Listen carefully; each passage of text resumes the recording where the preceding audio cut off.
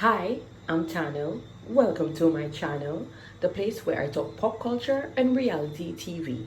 The opinions in this video are strictly mine and they are just that, opinions. Don't dwell on situations, don't hate on people.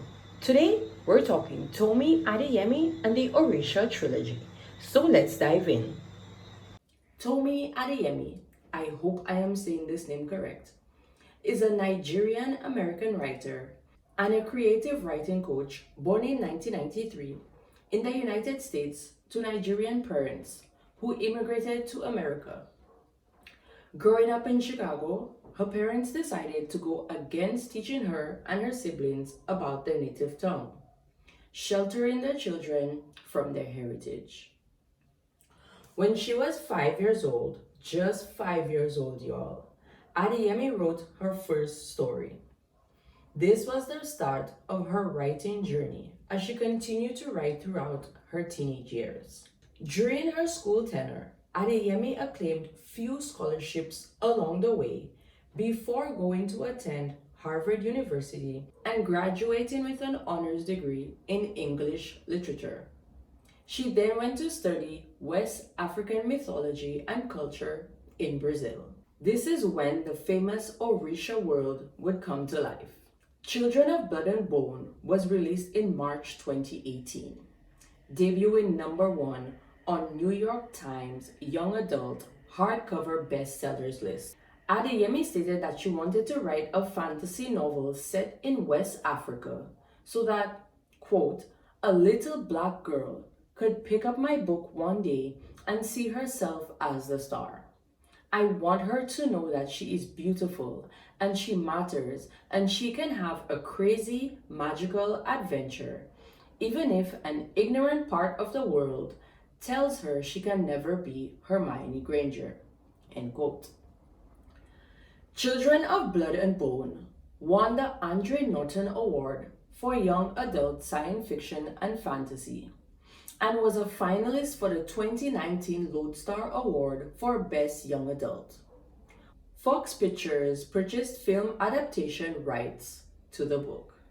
Adeyemi would go on to accuse author Nora Roberts of copying her of Blood and Bone from her title.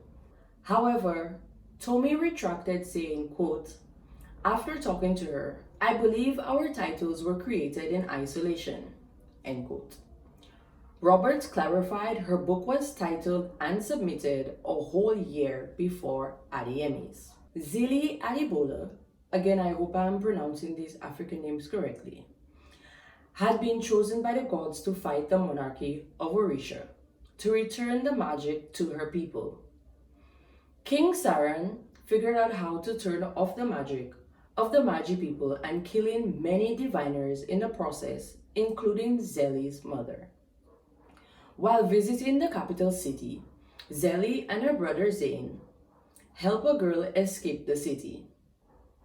Unbeknownst to them, this girl is Princess Amari, who has stolen the magical scroll from the palace after her best friend Binti touched the scroll which brought her magic to life, which then sadly got her killed.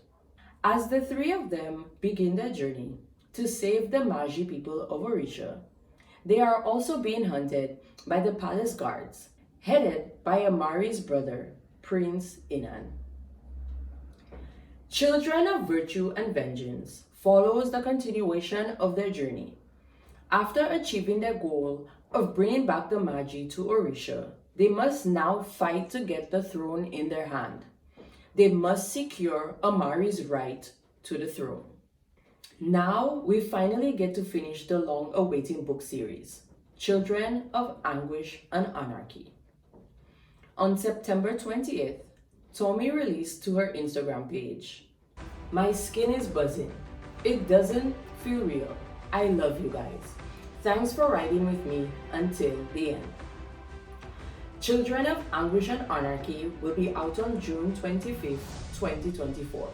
And obviously fans are buzzed and excited, yet some are skeptical as they hope the release date won't get pushed back. Pre-ordering for this book is now available. You can check the link in my bio to pre-order. Children of Blood and Bone. You guys, I'm so excited for this to come out. And obviously, I have read both books. And I still am. I'm addicted. I have been waiting for the third part of this trilogy to come out since I read part number 2. And let me tell you guys, like, this book right here, like, number 1 is number 1 is the beginning of the race, but for me, number 1 is the best book out of the 2. I really hope number 3 tops number 1. But if you're somebody, like, this book has a lot of world building. There's a lot going on with the magic system. I mean, like, a lot of the fantasy books, you definitely get a beautiful map of Orisha. So when you're reading and you're not exactly sure where this place is, where that place is, this definitely tells you everything about it. It has all the clans, it has a lot of world building, so it definitely shows you the different clans and the magic systems. If you love enemies to lovers, enemies to friends, like, this is definitely the book for you. Magic, fantasy, action, adventure. And I'm not going to lie, like, I was really intrigued with Prince Inan, other than the main character, who is Zeli. Prince Inan was my most intrigued character in this book, and I really want to see what really comes out from the end from this. Like, it seems like obviously this has had spoilers already. If you haven't read it, then please go ahead. But the four of them, I really hope they come out on top. I really love the fact that Tomi Adeyemi came out with this series, this West African mythology book set. I mean, like, this is one of my top fantasy books, fantasy mythologies that I've read since I've started reading again.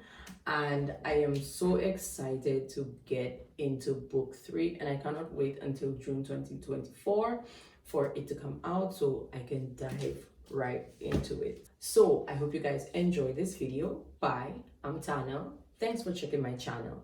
Do subscribe, and I will see you on the next one.